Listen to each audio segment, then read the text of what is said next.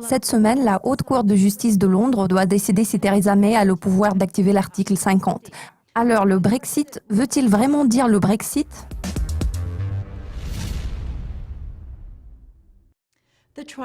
Le procès débutera le 13 octobre. La deuxième audience a été fixée au 17 octobre. Les avocats vont faire valoir que le processus référendaire se déroulait sous pression, tout en étant déstabilisé par des préoccupations exagérées et des mensonges des partisans de la campagne pro-Brexit.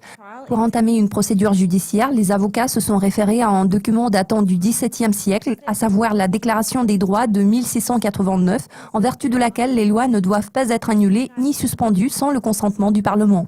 Si la Haute Cour de justice de Londres décide que Theresa May ne peut pas activer l'article 50, la question sera transmise à la Chambre des communes et à la Chambre des lords, dont les membres se sont largement prononcés en faveur du maintien du pays dans l'UE. Alors cela signifie-t-il que le Brexit n'aurait pas lieu ?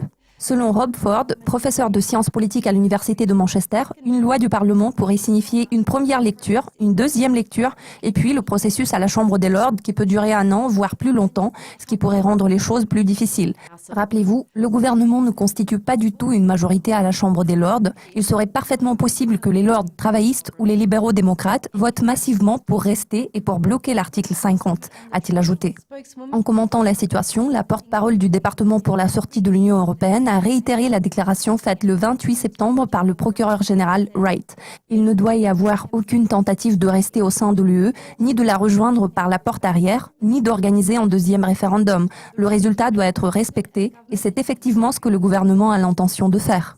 Depuis le référendum, la livre a atteint son plus bas niveau depuis 1985, perdant d'abord 11,1% après l'annonce du résultat du vote référendaire, et puis, vendredi dernier, chutant de plus de 6% après la déclaration de la première ministre Theresa May sur son intention d'insister sur un Brexit dur et l'invocation de l'article 50 au plus tard en mars 2017.